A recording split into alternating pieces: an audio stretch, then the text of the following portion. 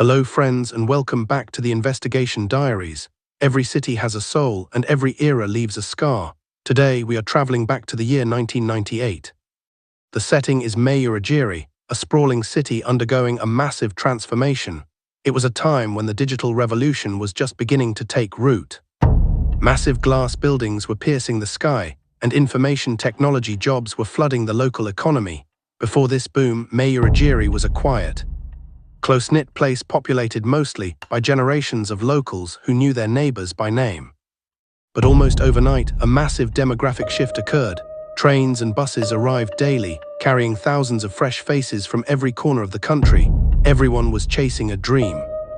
It was a period of immense growth, but also of profound anonymity. In a crowd full of strangers, it becomes dangerously easy for a monster to hide in plain sight. It was during this chaotic transitional period, on the evening of February 28, 1998, that our story begins. In a modest residential colony on the outskirts of Mayuragiri lived a 37-year-old woman named Shanthai. Her life had recently been shattered. Her husband had passed away just a few months prior, leaving her completely alone to raise their 8-year-old son, Rahul. Shanthai had been a dedicated head nurse at a local clinic, but the demanding night shifts made it impossible to care for her grieving child. Making a difficult choice, she resigned from her job, sacrificing her financial security to ensure she could be there for Rahul. She was struggling, counting every rupee, but her entire world revolved around that little boy. On that particular Saturday, Rahul went to his school's half-day session. He returned home around noon, ate lunch, and spent some quiet time talking with his mother. Around 4:00 p.m., like any energetic 8-year-old, he asked if he could go outside to play cricket with the neighborhood kids. Shanthai smiled, told him to be safe, and watched him walk out the gate. Rahul played for about an hour and a half. By 5:30 p.m., as the sun began to dip below the horizon, casting long shadows across the streets, Rahul walked back to his house. He grabbed the brass handle of the front door and pushed. It didn't budge. The heavy wooden door was firmly locked from the inside. Rahul was confused. His mother never locked the front door when he was just playing down the street. He knocked loudly, calling out for her, but there was no sound from within, no footsteps, no rustle of clothing. Rahul stood on his tiptoes and peered through the small keyhole, but it was dark. He reasoned that perhaps his mother had run a quick errand to the corner grocery store to buy milk or vegetables and had locked up for safety. Children possess a natural ability to shrug off worry, so Rahul decided to run back to the playground to play for another hour. By 6:30 p.m., twilight had completely faded into a thick, heavy darkness. The streetlights flickered to life. Rahul walked back up the porch steps, his small slippers clicking against the concrete. He knocked again. Still, the door remained locked from the inside. He waited. 5 minutes turned into 10. The air was getting colder. Feeling tired and slightly anxious, the little boy sat down on the stone doorstep, hugging his knees close to his chest. He stared at the gravel driveway, wondering when his mother would return. Suddenly, the heavy latch clicked. The door swung open. Rahul jumped up eagerly, a smile forming on his face, thinking his mother was finally home. But the smile instantly froze. Standing in the doorway was a man he had never seen before. A complete stranger. He was an average-looking man dressed in ordinary clothes, completely calm and composed. There was no panic in his eyes, no sweat on his brow. Instead, the man looked down at the 8-year-old boy and offered a warm, gentle smile. It was a smile designed to project safety, but in reality it was the mask of a predator. The stranger knelt down to Rahul's eye level. He placed a soft, reassuring hand on the boy's shoulder. In a low, soothing whisper, the man said, "Look here, son, your mother isn't feeling well. She has been possessed by a dark spirit, a ghost. I am a healer, and I have just performed a prayer to make the spirit leave. I have put her to bed so she can rest. I need to go fetch a doctor right now to get her medicine.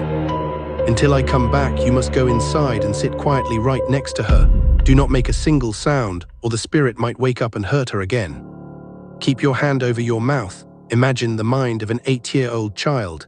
He was grieving his father, worried about his struggling mother, and completely naive to the horrors of the world. He genuinely believed this kind, smiling uncle had stepped in to save his family. Rahul nodded solemnly, his eyes wide with fear and respect. The stranger patted his head, stood up, walked down the steps, and calmly vanished into the bustling, crowded streets of Mayuragiri. Rahul stepped inside the quiet house. The air felt heavy, smelling faintly of cheap incense and copper. He walked into the bedroom. Near the barred window, he saw his mother lying on the bed. Her entire form was completely wrapped and covered in a heavy cotton sari. Not a single inch of her skin was visible. She was perfectly still. There was no rise and fall of her chest, no sound of breathing. Remembering the stranger's strict instructions, Rahul crept silently to the edge of the bed. He climbed up, sat cross-legged beside the covered figure, and firmly pressed his small palm over his mouth. He did not cry, he did not call out. He sat in total, suffocating silence for 1 hour. Then 2 hours. He kept vigil over his mother, terrified that a single sound would ruin the stranger's healing spell. Around 8:45 p.m., a neighbor from next door, a lady named Meera, walked through the open front door. She had noticed the lights were on, but the house was unusually quiet, and she wanted to return a cooking utensil she had borrowed. She walked into the bedroom and stopped dead in her tracks. The sight was surreal and deeply unsettling. The room was mostly dark. The young boy was sitting frozen with his hand over his mouth, and Shanthai was wrapped tightly like a mummy. Meera asked what was happening and where his mother was. Rahul lowered his hand just enough to whisper that an uncle told him to be quiet because his mother was resting and the ghost was leaving. Horrified, Meera rushed to the bed. She grabbed the edge of the sari and pulled it away. What lay beneath caused the woman to unleash a scream so loud and piercing that it shattered the quiet night of the neighborhood. Within minutes, a crowd gathered, and a frantic call was placed to the local police station. The lead investigator assigned to the case was Detective Anand. When he stepped into the crime scene, he was a seasoned officer, but what he witnessed that night stayed with him for the rest of his career. This was not a standard robbery gone wrong. It was an act of pure, unadulterated malice. Shanthai had been brutally murdered. The sari had not been used to cover her out of respect, it had been used to bind her. Her hands were tied tightly behind her back with thick nylon cord, secured directly to the iron grille of the window. Her body was completely exposed. The medical examiner quickly confirmed that Shanthai had been severely sexually assaulted. The killer had then strangled her to death with his bare hands, leaving deep purple bruises around her throat, but the horror did not stop there. The post-mortem examination revealed severe bite marks across her body, indicating extreme physical torture endured before her death. Most disturbingly, forensic evidence proved that the killer had committed necrophilia, violating her body even after life had left her. Detective Anand stood in the bedroom, looking at the window grille, deeply shaken. The sheer depravity was overwhelming. Who could do this? What kind of monster inflicts such torment? Calmly walks out of the house, encounters the victim's innocent child, smiles, and manipulates the boy just to buy himself a 2-hour head start to escape. When Anand questioned Rahul, the boy could only repeat the same details, saying it was just an ordinary uncle who smiled and spoke very softly. There were no signs of forced entry. The killer had likely knocked, entered under a false pretext, and immediately overpowered the lone woman. With no fingerprints left behind and no local suspects matching the description, the investigation in Mayuragiri hit a concrete wall. The file sat on Anand's desk, an open wound. To understand who this monster was, the police had to realize they weren't dealing with a local criminal. They had to look beyond the borders of Mayuragiri. Specifically, they had to travel 2 years back in time and 200 kilometers away to a small, sleepy district called Devadurga. Devadurga was the absolute antithesis of Mayuragiri. It was a peaceful agricultural town surrounded by rocky hills and ancient forts. Crime in Devadurga was an absolute rarity. The local police station spent its days handling petty disputes, 2 farmers arguing over a boundary wall, a domestic dispute, or perhaps a stolen bicycle. A major crime like murder or armed robbery was virtually unheard of. The police officers there routinely left the station doors unlocked because the town was just that safe. But on the night of November 13, 1996, that peace was shattered forever. An agitated, breathless voice called the Devadurga police line, reporting a woman covered in blood in an old mill field near the highway. The local sub-inspector rushed to the scene. It was pitch black far from the main road. Lying in the thorny bushes of an open field was a woman. Her clothes were torn to shreds. Her head was split open, and blood was flowing profusely, matting her hair and soaking the dry earth beneath her. The officer immediately stripped off his own uniform jacket to cover her and lifted her into the police jeep. As they rushed toward the government hospital, the woman, drifting in and out of consciousness, kept repeating a single desperate plea: "Please, just take me far away from here. Don't let him find me." For her own protection and privacy, the police records referred to her by the pseudonym Kavitha. The next morning, from her hospital bed, Kavitha gave her statement to the police. Her voice shook with a terror that physical medicine could not cure. She explained that she had finished her shift at the garment factory and caught the evening bus. After getting off at her usual stop, she began walking down the dark path toward her village. Suddenly, she realized a man was walking closely behind her. Before she could speed up, he lunged forward, grabbed her arm, pinned it behind her back, and whispered vile things into her ear. He told her she was beautiful and demanded that she submit to him, even offering her money. Kavitha paused, swallowing hard before continuing. She had screamed and fought back, scratching his face. That made him furious. He slammed his hand over her mouth, cutting off her air, and began tearing her clothes off. He tried to assault her repeatedly, but she gathered every ounce of strength she had left and kept kicking him. When he realized she wouldn't stop fighting, his anger turned monstrous. He grabbed her by her hair and repeatedly smashed her head into the hard, rocky ground until the world went dark. Thinking he had killed her, he ripped the gold chain from her neck, grabbed her bangles, and ran away into the darkness. The people of Devadurga were stunned.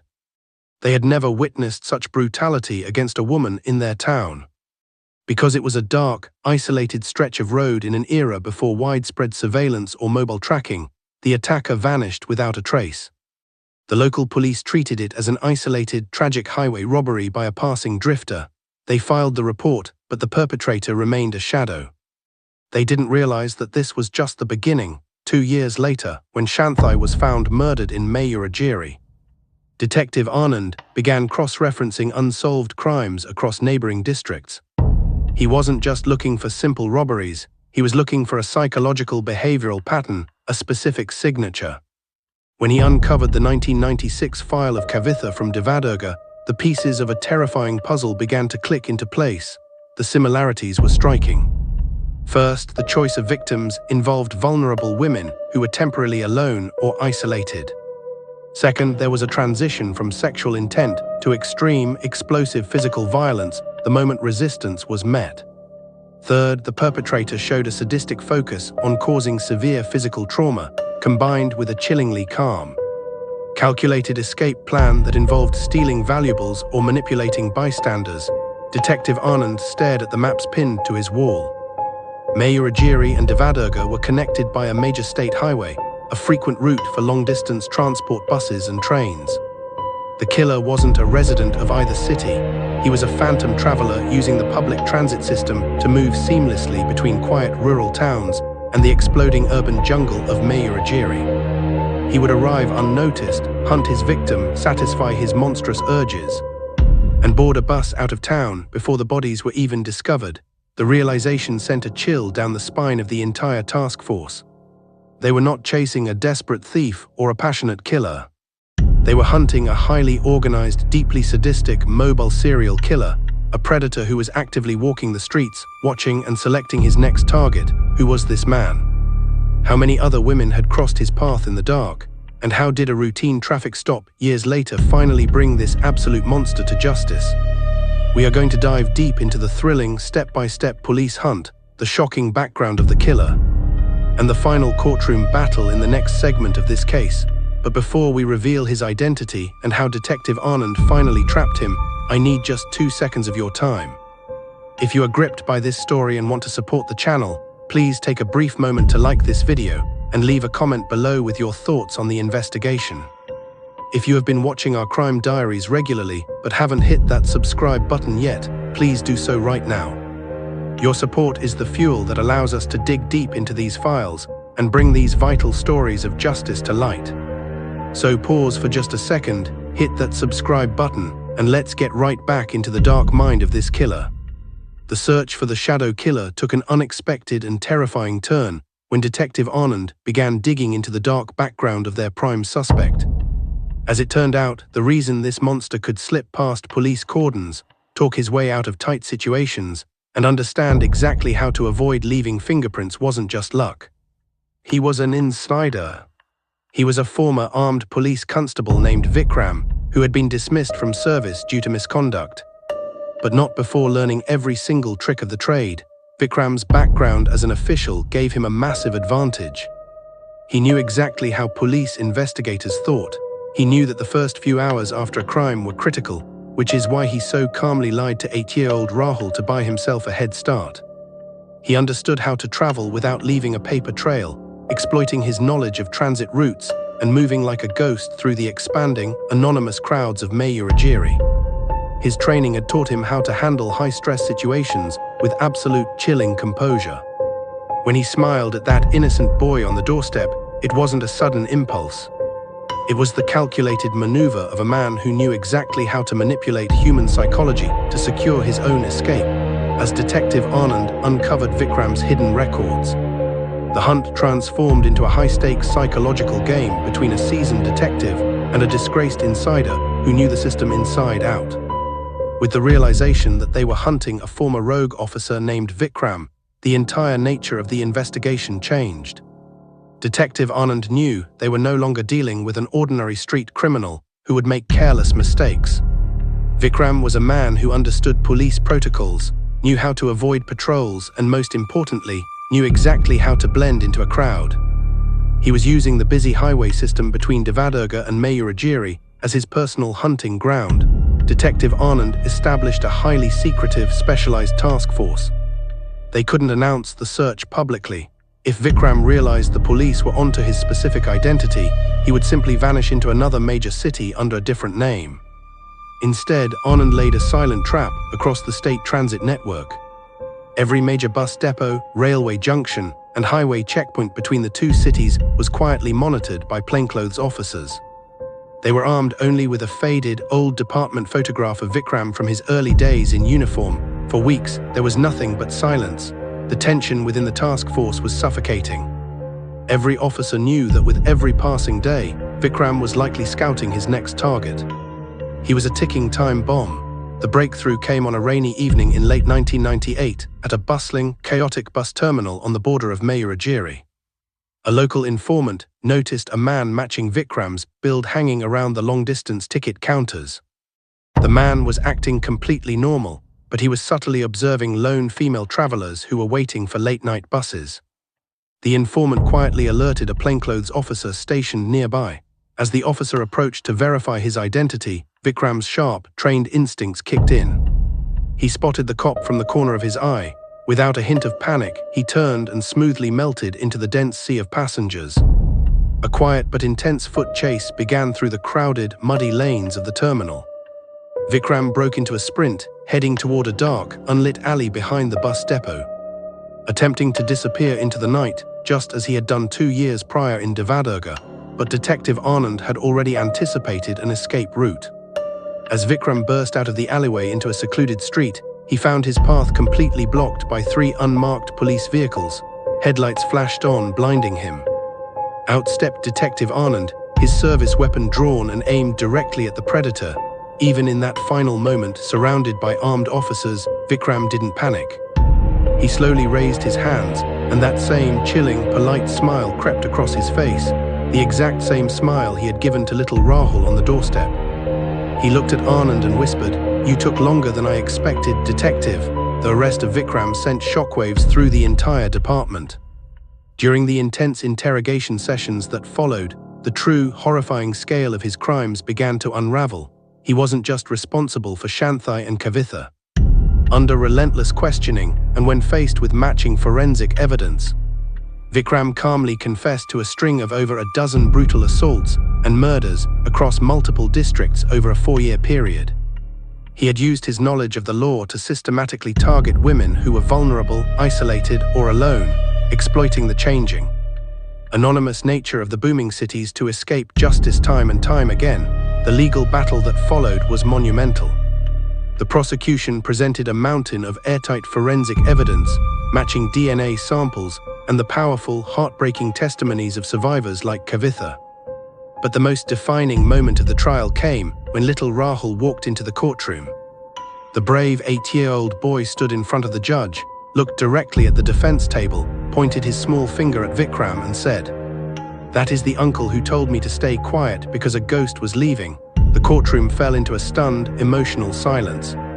Vikram's mask of calm finally cracked. The court found him guilty on all counts of murder, assault, and extreme sadism. Recognizing him as an absolute menace to human society who could never be reformed, the judge handed down the harshest sentence possible under the law, ensuring that Vikram would spend the rest of his natural life behind bars, completely isolated from the world he had terrorized, with the monster permanently locked away. The long process of healing began. The tragic story of Shanthai and the miraculous survival of Kavitha left a permanent mark on the history of Mayuragiri. It served as a stark, grim reminder of the dangers that can lurk within the shadows of a rapidly growing modern city. As for little Rahul, his future, which had once seemed so dark and uncertain after losing both his parents, found a glimmer of hope. Deeply moved by the boy's bravery, the local community, along with support from Shanthai's former colleagues at the medical clinic, stepped forward to ensure he was cared for.